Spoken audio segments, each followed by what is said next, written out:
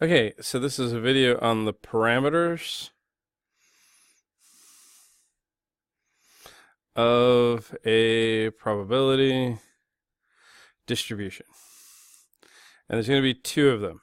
And we've seen these words before, but we have not seen them in the context of a probability distribution. We've seen them in context of a data set or a frequency distribution or relative frequency distribution. And one of these parameters is the mean, and the other one is the standard deviation.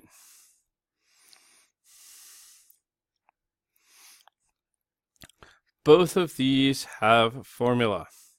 Okay, the formula for the mean. Now, mean in this context is going to be a mu, which is like this little hooky Greek kind of symbol. Mu, okay?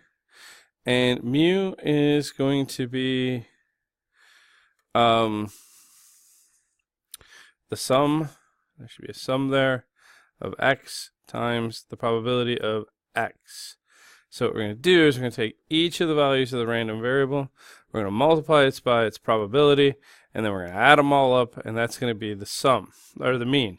Now, are we ever going to do this by hand? Not often.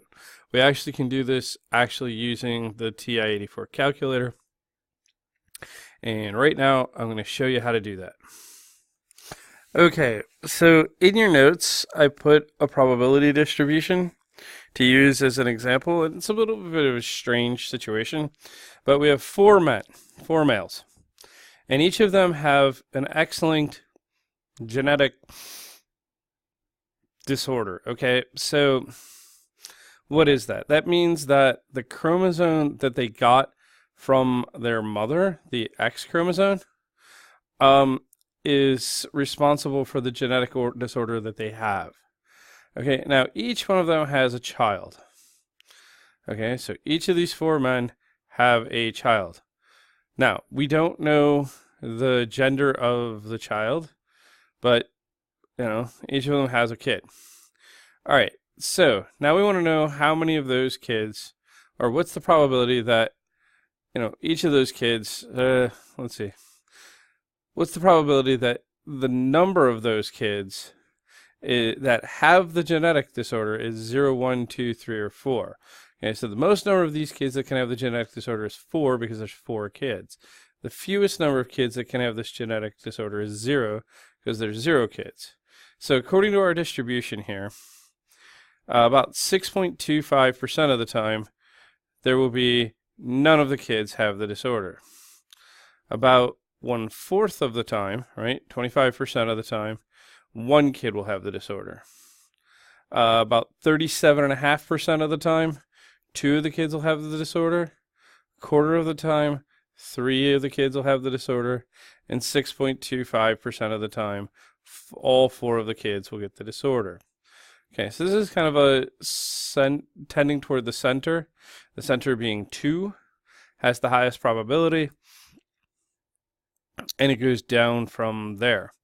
Okay, so what we're actually going to do is we're going to use the TI-84 calculator to deal with this situation and find the mean of this probability distribution.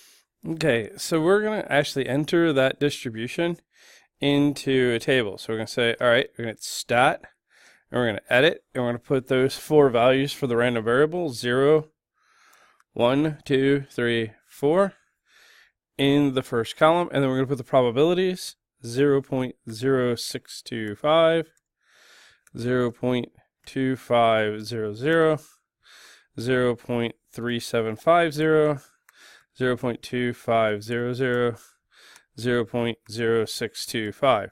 All right, so there's my distribution, my probability distribution, right? So what do? We're going to hit stat, and we're going to go to calc, and we're going to do the one variable statistics. And we're going to list 1 is going to go in the list, because that's the list of possible values. The frequencies are the probabilities at which they're going to occur, so that's going into list 2. Okay, and then I hit calculate, and boom, there is my information. Okay, so where is my mean? My mean is still x bar. So even though the symbol that we're using in this situation is mu, my mean is x bar, and the mean of this set is 2. Now we're going to get into later on how to interpret that. But basically what this is saying is that we would expect that 2 out of 4 of these kids would end up with the genetic disorder. Now, it's possible that it could be anywhere between 0 and 4, but the most likely result is 2, because that's like the center of the data set. All right, so let's go back and look at the other parameter that we haven't talked about yet. Okay, so the other parameter here is the standard deviation. We're going to use the lowercase sigma again to symbolize that. This has a formula. Again, it's not a formula that you need to commit to memory, but it's one that you should probably know that exists. This is the square root of the sum of x squared times the probability of x minus mu squared. Okay, so we're squaring the probabilities and summing them and then subtracting the mean from that. So that seems like a lot of work, but fortunately for us, the calculator will do the work for us. And in fact, the calculator has already done the work. All right, so let's go and look back at the calculator. Now, one of the upsides of the one variable statistics is that lo and behold, if you look here, the sigma x equals 1. That's the standard deviation. No, there's no like sample standard deviation there, just the population one. So that sigma is the standard deviation for this probability distribution.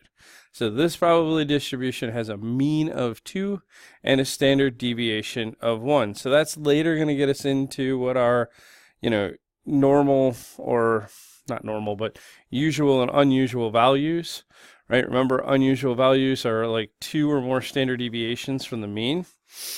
And that's going to play out again when we're using probability distributions. So there you have it. That's finding the 2 parameters, the mean and the standard deviation of a probability distribution.